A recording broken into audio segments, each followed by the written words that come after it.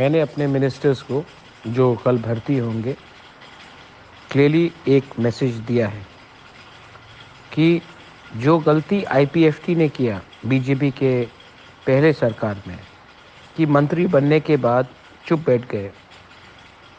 Policy जब हमारे लोगों के खिलाफ था तब उन्होंने आवाज़ नहीं उठाया, ये नहीं चलेगा। एक फ़र्क तो है, एनसी देव वर्मा आईपीएफटी के प्रेसिडेंट थे, वो मिनिस्टर बने, और मेवार कुमार जमातिया जनरल सेक्रेटरी थे, वो मंत्री बने। जिस दिन पार्टी का प्रेसिडेंट और जनरल सेक्रेटरी ही मंत्री बन जाता है तो मंत्री पद ज़्यादा बड़ा हो जाता है और पार्टी छोटा हो जाता है। मैं बीजेपी की सरकार में नहीं ज्वाइन करूँगा।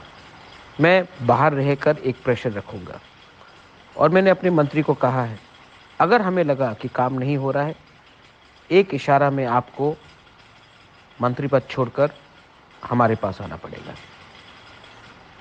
प्रेशर अंदर से होगा, प्रेशर बाहर से होगा, प्रेशर सिविल सोसाइटी से होगा और प्रेशर सेंटर में भी अपना ही लोगों को भेजकर हम क्रिएट करेंगे।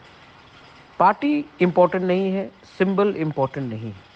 इम्पोर्टेंट है कि हम किस तरीके से अंदर घुस के प्रेशर रखें कि हमें अपना ज़मीन का, पॉलिटिकल राइट्स का, फंडिंग का, लैंग्वेज का, स्क्रिप्ट का, कल्चर का, ऐतिहासिक का करेक्शन मिले।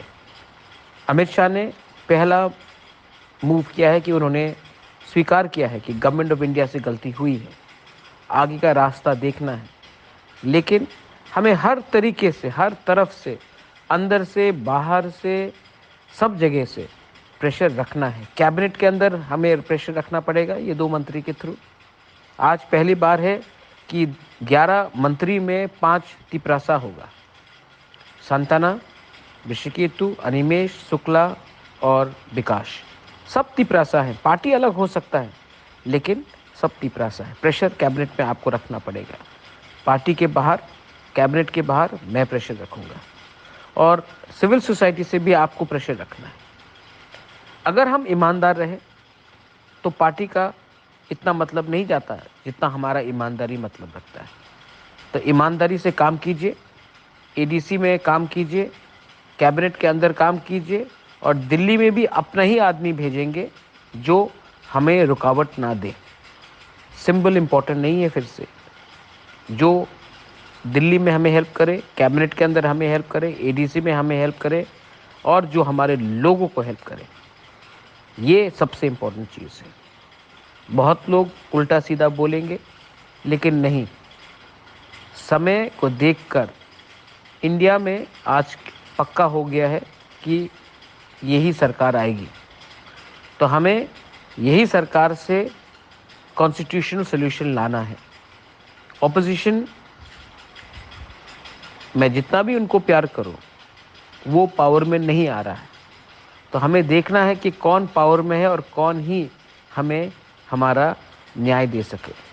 इसके लिए दिमाग से सोचकर हमने ये कदम उठाया है और अगर हमें लगा कि ये कुछ नहीं हो रहा है, सरकार कुछ नहीं कर रही है, तो हमें बिना डर कर कदम वापस भी लेना पड़ेगा। This is my message to all.